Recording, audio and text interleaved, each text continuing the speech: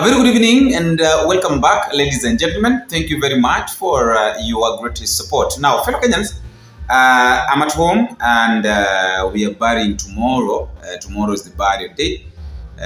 Tayari tulikuwa tushaenda mochari, tukatoa mwili, tukaleta nyumbani. Thank you very much for your prayers, your support, everything that you've done. Nawashukuru sana kwa upendo wenu. Bila upendo wenu watazamaji, haya mambo yote hayangefanyika. So I have to appreciate you guys, the part that you played, the prayers, the encouragements and all that. Hata kama hukufikisha kile ambacho pengine ulikuwa unatamani kufikisha, lakini hiyo maombi yako, the call, the encouragement, everything that you did, I really appreciate guys. So we're doing the burial tomorrow. Atukisikia background kuna watu washaanza kujipanga pale. Kanisa imeanza kujipanga pale because of the night vigil. So we have to thank God for everything. I normally say that however little time you get, wherever you are, whatever you do, just find a moment and tell God, Lord, thank you. Thank you for everything that you've done. Thank you for everything that you're going to do. And thank you for everything that you will do. You did, you are doing, and you will do.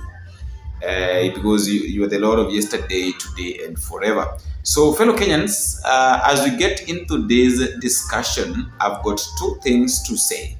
I've got two statements to discuss. I want us to expound on these statements. They have come from our very own leaders. One leader is coming from Kenya, and the other one is coming from Uganda. And I want us to start with this one of Uganda. Honorable Yoweri Museveni, that is the sitting president of Uganda, though he's vying for another term to be re-elected, because he said that yes, I've ruled for 40 years, but there are some things that I didn't finish. There are some projects that I didn't accomplish. So I'm requesting if Ugandans will give me another chance so that I can accomplish the projects that I started. And that statement kept me wondering. So how long should a leader be given to rule or to lead so that he or she can accomplish the projects that he started? Because literally, Museveni has been in government since the death of Idi Amin. That is back in 1960s, late 1970s, late 1960s. I think in 1969, if I'm not wrong. Up to now, that is literally 40 years. So it needs another 5 years, another 5 or so years to continue ruling so that he can accomplish those things that he didn't finish when he was young. Kama kuna mambo ambayo hukuyafanya ukiwa kijana, do you really think that you can do them ukiwa mzee? No, I want us to ask ourselves, I want us to reason like this. Ikiwa wakati ambapo ulikuwa kijana, kuna baadhi ya mambo ambayo hukuyafanya. Ulikuwa na kazi hukujenga. Ulikuwa na kazi pengine ulichelewa hukuoa. Ulikuwa na kazi pengine hukununua shamba. So wakati ambapo umekuwa mzee, wakati ambapo unagundua kwamba miaka imeenda na hautapata hiyo nafasi mara nyingine tena, ndio sasa unarudi sasa unaanza kuuliza nafasi nyingine. Do you really think that it's an easy thing? Personally, if you ask me, I would say that that is a lie. There is nothing that you can do at that age with that age, because you really wasted too much time doing other things. So when now the time has come that you really need to rest, you really need now to eat the fruits of your labor. You are still laboring for more fruits. Very interesting. So Yoweri Museveni, we all know that he disappeared during the time that everything was supposed to be buried. That is, I think on Saturday. On Friday, Saturday, there's a lot of news. We really did a lot of news, the news that Museveni is sick, Museveni disappeared, is nowhere to be seen. And in fact, even his son threatened Kenyans by saying that I shared a video of my father today at State House. President Museveni is in excellent health. Please disregard the rumors circulating among Kenyans claiming that he is critically ill in the ICU and treat them with the contempt they deserve. We have identified the Kenyans responsible for spreading these falsehoods. Be warned, if you enter Uganda, you will be arrested and jailed at Luzera Maximum Security Prison. That was General Muhoozi. Muhoozi, that is the son of Museveni, was trying to warn Kenyans that they should refrain from spreading rumors concerning his father's health, that his father is fine, and anybody, literally anybody who will be heard or who will be spotted continuing to spread rumors about his father's health condition and will be going to Uganda at Kamatwa na atapelekwa maximum prison. So this is what Museveni is saying, that I intended to retire from active politics, but Ugandans Gen Z requested me to run again. Ugandan Gen Zs, let me ask you this question. Are you aware of this statement that has just come from your president? Because the president is saying that he wanted to retire, but you are the guys who insisted that you still want him to work. Is it true? So if it is true, what exactly is President Museveni going to do different that he never did when he was young? If it is true, do you really think that is going to bring change? Do you really think that Museveni is going to bring change? No, according to you, wherever you are, where you are, do you really think that it's possible for Museveni to bring change? Because when you ask me, I would say that it's so difficult for Museveni to bring change as things stands right now. If he never brought change to Ugandans when he was still young, then even at his these late years, he can't do anything. Actually, when a politician reaches this age, what they normally do, what they normally concentrate on is their legacy. Legacy as in, I'm going to retire. After all, I have not lost anything. So let me retire well. Ile ya wacha hata nikienda kupumzika, nipumzike nikiwa sawa. Nipumzike kama kila jambo liko sawa. Kuna shida lolote. Yaani nikijaribu kuangalia pande zote nakuja napata kwamba kila kitu kiko sawa. So that is now where that is the age where now Museveni is in. Like literally, I didn't destroy Uganda completely. Yes, I destroyed it, but I didn't finish it. So even if I'm working on how I can retire, nobody will question me. Nobody will ask me, oh, you do this, you did this, you're supposed to do this. All those questions would not be there. So I know that Ugandans really love Museveni, as they normally say that they really love their father Museveni. But it reaches a point that that love fades. So when that love fades, what would really hold the people of Uganda to continue talking about Museveni? Will they talk about him in a negative way, or they talk about him in a positive way? The second gentleman that I would like to talk about is this man that is giving William Ruto sleepless night. Not just William Ruto, but leaders of this country, especially those in ODM and all that. They are really, really in trouble. Literally, they can't sleep. Wakijaribu kulala hivi wanafikiria tu, oh, sasa anasema nini? I'm talking about Babu. And let me just quote, there is a statement that Babu have said here, that Kenyan Gen Zs want what is rightfully theirs. They have gone to school and qualified, but their position are full occupied by old people who didn't even go to school. I want to talk about something here, fellow Kenyans. And I think if you've watched the video that I did the video that I did during the day, I talked about this. And let me just repeat it for the sake of those who didn't watch it. I said this, that this generation, this one is a new generation. We have got two types of generations. We have got the old generation and the new generation.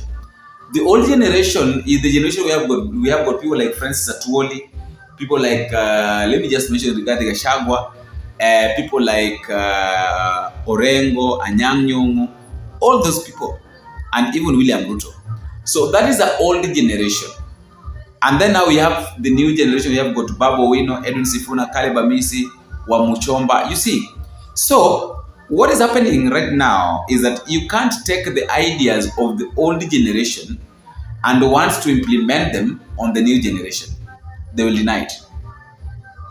And that is why you are seeing that there's a lot of chaos in between the Gen Zs and this government, because hawaelewani, yani hakuna kupatana. Serikali inajaribu kadri ya uwezo wake kuelewa hawa vijana wanataka nini, lakini wameshindwa kabisa. They can't really figure out what this generation wants, and that's where the problem is coming from. And now Babu is openly saying that Kenyan Gen Zs want what is rightfully theirs. So let me ask you this question. You can tell me that at the comment section if at all you know. What exactly does the Kenyan Gen Zs want?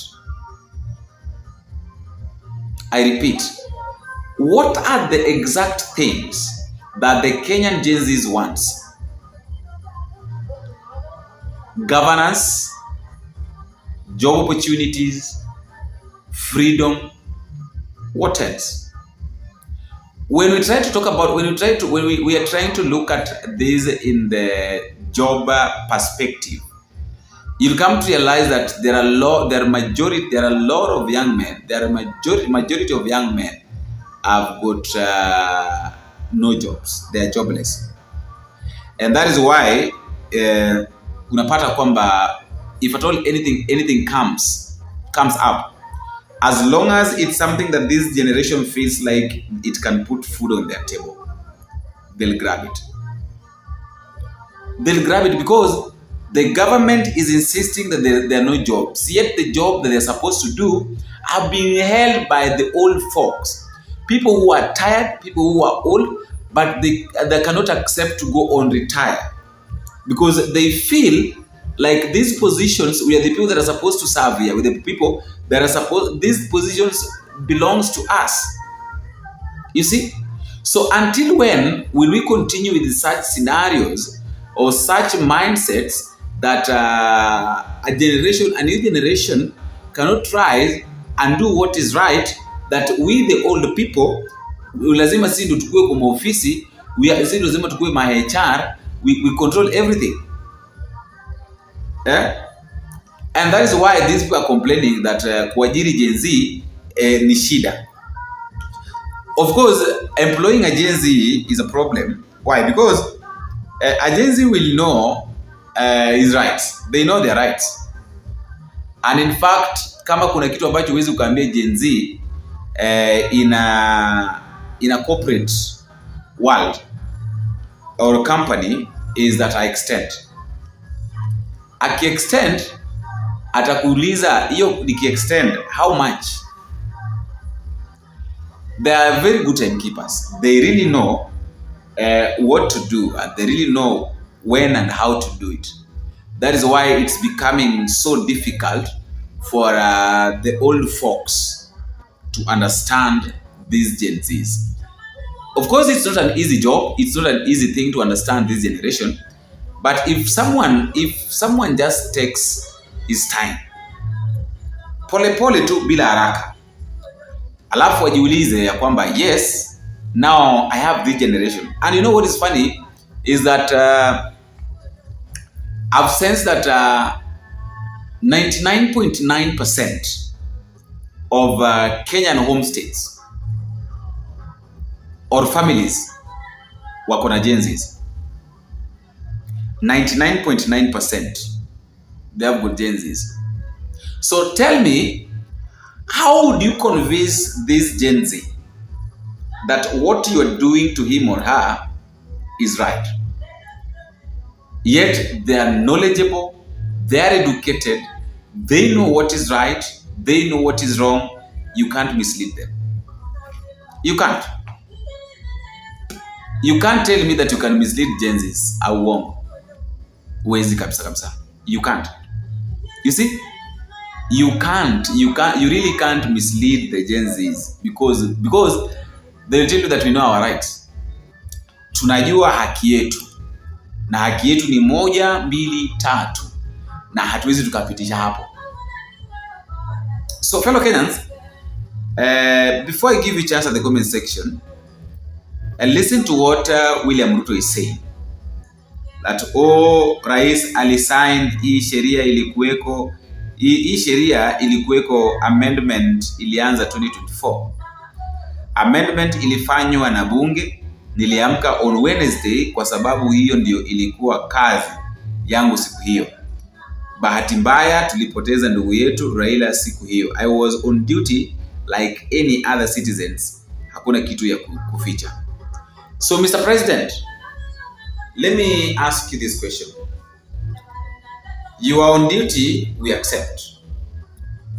But did you, after getting the information of the message, the information that Raila Odinga, the breaking news actually, from Winnie Odinga that Raila has died, did you even think of holding fast, signing those bills? Because that is where the problem is coming from. Literally, if at all maybe he held signing and say that, okay, we will revisit, we will look at this thing and look at what needs to be omitted and what needs to be maintained. Hakungekuwa na hizi shida zote ambazo ziko. Mara cyberbullying, mara this. So some people are saying that William Ruto did this intentionally. A lot of issues have risen. And now the president is trying to defend it when it's too late. One thing I know with Kenyans is that once kitu imeingia kwa akili, hata uwe nani, you can't convince those people otherwise. You can't. You can't convince them otherwise. Hata uwe nani, you can't tell them that now this is not the right direction. This other one is the direction that we are supposed to take. Let me tell you, those guys are not stupid. The Gen Zs are not stupid. Fellow Kenyans, I would like to listen to your thought at the comment section concerning those three things. Number one, Museveni is saying that the Gen Zs are the ones that requested him to vie for the presidency. Number two, Babu really trying to condemn what is going on by saying that the Gen Zs deserves the right. And the last one, where the president of the Republic of Kenya, that is Dr. William Samoei Ruto, is confirming to us that he did the signing. Of course, yes, he signed the bill, the amendment bills, and he's saying that he signed them rightfully. That on that day, that was what he was supposed to do, and the news came in when he was preparing to sign the deal. But my question is, why did you continue signing? Anyway, just tell me what you think at the comment section, and just a quick reminder that if at all you're meeting for the first time, don't forget to drop me your comment at the comment section. Tell me what you think and where you're watching this video from. If you're in the country, tell me which country, and if you're outside the country, you can as well tell me which country, or drop me the flag at the comment section. Until we meet again, I have been your host, Boniface. Big.